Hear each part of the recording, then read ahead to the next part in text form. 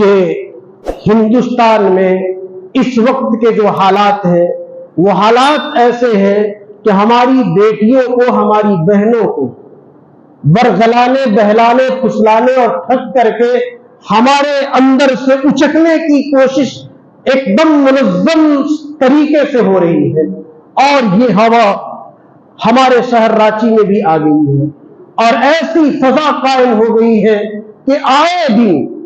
کوئی نہ کوئی مسلمان لڑکی کسی نہ کسی غیر مسلم لڑکے کے ساتھ یا تو پکڑی جا رہی ہے یا وہ بھاگنے میں کامیاب ہو رہی ہے۔ ہمارا یہ محلہ رنساز گلی کا جو محلہ ہے اور یہاں پر جو بازار لگتے ہیں، خالص ایسا سمجھا جاتا ہے کہ یہ مسلمانوں کی منڈی ہے، لیکن اس منڈی سے مسلمان لڑکی کا اچک کر کے لے جانا یہ ہمارے لیے کتنی غیرت کی بات ہے، لیکن یہ سب کچھ ہو رہا ہے اور ہم کچھ نہیں کر پا رہے ہیں۔ ہمیں اپنی بیٹیوں کی نگرانی کرنی پڑے گی، ہمیں اپنی بہنوں کی نگرانی کرنی پڑے گی۔ میں نے یہ بات پہلے بھی کہی تھی اور آج بھی میں یہ کہہ رہا ہوں کہ باپ کی ذمہ داری ہے، بڑے بھائی کی ذمہ داری ہے، اگر باپ اور بھائی نہیں ہے تو چچا کی ذمہ داری ہے، رشتہ دار کی ذمہ داری ہے کہ اپنے گھر میں پلنے بڑھنے والی بیٹی کے افعال، اعمال، حرکتوں پر نگاہ رکھیے۔ اگر نگاہ نہیں رکھیے گا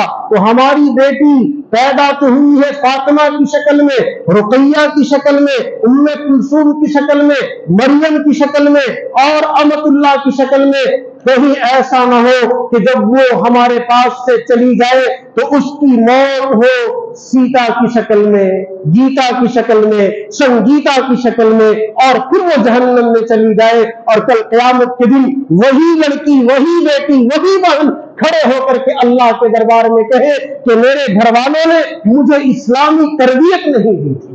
مجھے اسلامی تعلیم نہیں دی تھی، مجھے اسلامی تہذیب نہیں سکھلائی تھی، جس کی وجہ میں ہم غیروں کے دام میں پھنس گئے اور ان کے ساتھ چلے گئے۔ وہ تو دنیا میں عیش و عشرت کے لیے جا رہی ہے لیکن انجام دنیا میں بھی غلط ہے، اور دعا ہے آئے دن ہم اخبارات میں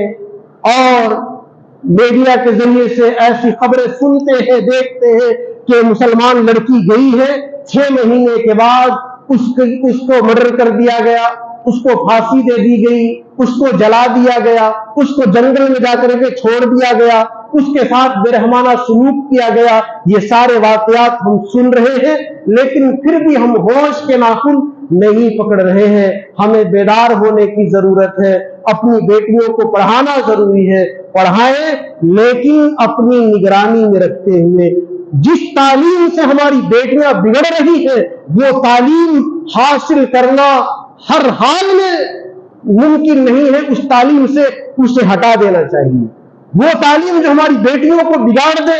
اس تعلیم کے لیے اسلام اجازت نہیں دے گا۔ اسلام اجازت دیتا ہے پڑھنے کی، اسلام اجازت دیتا ہے آگے بڑھنے کی، لیکن حدود کے اندر شریعت کے پاس و لحاظ کرتے ہوئے ہماری بیٹیاں اگر حدود کو پھیلا رہی ہے تو ان حدود کو توڑنا ہوگا اور اپنی بیٹیوں کو اپنے گھروں میں محصور کرنا ہوگا اور تعلیم سے ان کا رشتہ توڑ دینا ہوگا۔ اگر تعلیم ان کی ترقی کے لیے ہے، ان کو آگے بڑھانے کے لیے ہے، بہتر ہے، لیکن جو تعلیم ان کے دین کو، ان کی آخرت کو بگاڑ دے اس تعلیم کا کچھ حاصل نہیں ہے۔ دنیا میں ترقی ملے گی لیکن آخرت میں وبال ہے، لہذا اگر ہم اپنے اوپر کنٹرول کر سکتے ہیں، اپنی بیٹیوں کی نگرانی کر سکتے ہیں تو اپنی بیٹیوں کو پڑھائیں، اگر نگرانی نہیں کر سکتے ہیں تو خدا کے واسطے اپنی بیٹیوں کو گھر میں رکھے، باہر انہیں جانے مت دے، کیونکہ تباہی جب آئے گی تو صرف ایک گھر میں نہیں آئے گی، اس کی وجہ سے پورا معاشرہ برباد ہوگا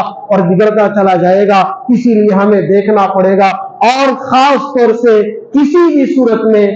اینڈرائڈ موبائل، اسمارٹ فون اپنی بیٹیوں کو نہ دیں۔ کسی بھی ضرورت کے لیے اگر انہیں ضرورت پڑتی ہے اپنی نگرانی میں، ماں کی نگرانی میں، بھائی کی نگرانی میں، باپ کی نگرانی میں جو کچھ اسے سرچ کرنا ہے، جو کچھ اسے گوگل سے لینا ہے ہماری نگرانی میں وہ لے، ورنہ وہ موبائل کا استعمال بند کر دے۔ तब जाकर के ये वबा रुकेगी, वरना रुकने वाली नहीं है। हम तमाम लोगों की जिम्मेदारी बनती है कि हम इसकी तरफ मेहनत करें, कोशिश करें और हालात को बेहतर बनाने की कोशिश करें। अगर हमारे घर की बेटियां नहीं बचेंगी तो हमारा घर महफूज नहीं रहेगा। अल्लाह तबारक व तआला हम तमाम लोगों को